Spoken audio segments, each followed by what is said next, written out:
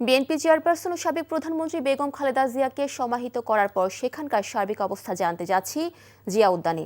শহীদ জিয়া ও বেগম খালেদা জিয়ার সমাধিস্থলে সেখানে আছেন স্টাফ করেসপন্ডেন্ট আরাফাত ইসলাম। আরাফাত, বছরের নতুন দিনে কেউ শ্রদ্ধা জানাতে এসেছেন কিনা এবং সব মিলিয়ে সেখানকার সার্বিক অবস্থা কেমন দেখছেন, আমাদেরকে বিস্তারিত জানাবেন।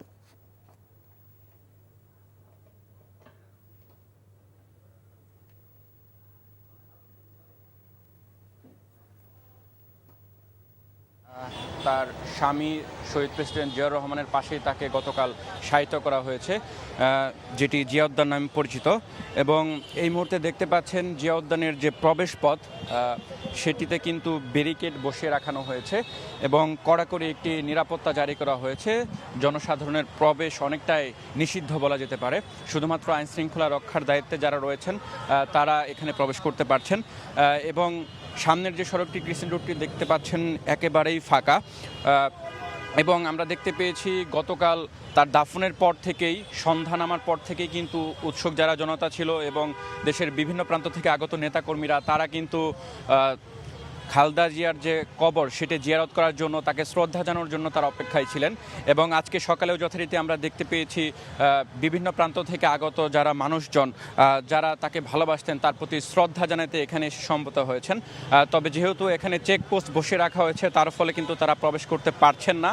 এবং তারা যেমনটি বলছেন, বিএনপি চেয়ারপারসন, তিনবারের সাবেক প্রধানমন্ত্রী বেগম খালেদা জিয়া, তার যে ঐতিহাসিক যে জানাজা তার মধ্য দিয়ে প্রমাণিত হয়েছে যে ক্ষমতার বাইরেও তিনি ছিলেন আপামর জনসাধারণের দেশনেত্রী, যিনি তার পুরো রাজনৈতিক জীবনে কখনো আপোস করেননি এবং জীবনের শেষ সময় পর্যন্ত তিনি গণতন্ত্রের জন্য লড়ে গেছেন। এদেশের মানুষের কথা তিনি চিন্তা করেছেন এবং আগামী দিনগুলোতে ভবিষ্যৎ প্রজন্ম যুগ যুগ ধরে তার এই আত্মত্যাগ, তার এই অবদানের কথা মনে রাখবে। এবং তারা যেমনটি বলছেন যে দেশনেত্রী বেগম খালেদা জিয়ার যে আত্মত্যাগ সেটি আগামী দিনে বিএনপি যদি ক্ষমতায় আসে সেটিকে ধারণ করবেন বিএনপির ভারপ্রাপ্ত চেয়ারম্যান তারেক রহমান। এবং এখানে আমরা দেখতে পেয়েছি শুধুমাত্র যে দলীয় নেতাকর্মী সেটি নয়, আমরা নানা বয়সী নারী পুরুষের কিন্তু এখানে সমবেত হতে দেখছি এবং বেলা বাড়ার সাথে সাথে এখানে তাদের উপস্থিতি বাড়ছে। যদিও তারা বারবার এখানে নিরাপত্তার দায়িত্বে যারা আছেন তাদেরকে অনুরোধ করছেন যাতে তাদেরকে প্রবেশ করতে দেওয়া হয়, তারা তার প্রতি শ্রদ্ধা জানাবেন এবং এক নজর তার কবর গিয়ে তাকে জিয়ারত করার জন্য তারা আবেদন জানাচ্ছেন।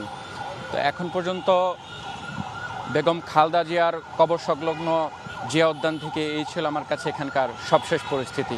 মিলি। শহীদ জিয়া ও বেগম খালেদা জিয়ার সমাধিস্থল থেকে জানছিলাম বিস্তারিত।